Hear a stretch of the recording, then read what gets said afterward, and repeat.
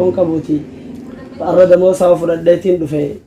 Haa'e kaasheeriitii yoomaatii miti har'aan tana damoosaan fudhadhee dhufe hiraa taanaan nuuf fida. Bakka eegaa akkas ta'e ardeen hiraata nuuf fide haa bakka. Abshir har'aan tana hiraata ajaa'ibaa naan nuuf fida. Maal feetamee maal nyaachuu feeta har'aan tana? Hambargerii moo piinzaadha moo maal feeta? Moofeeti deemu nuuf fide waamati nyaatu nyaadhaa naaf fide silaafuu tokko maame. Ayyaa abshir sheeriitii yaa'an har'a dhiisee anaa deemee nuuf fida. Egaa maallaqa fudhatee jirtu hanga hiraata bittuu maallaqa addaaniin babaasaa fide haa duuba. Lakkii dhiisi maallaqni maanta na waliin jira adda babaasuun ta'u booduma gizeen dhufe gartee akkasitti kaanis kophaarraa baafnee adda babaafna.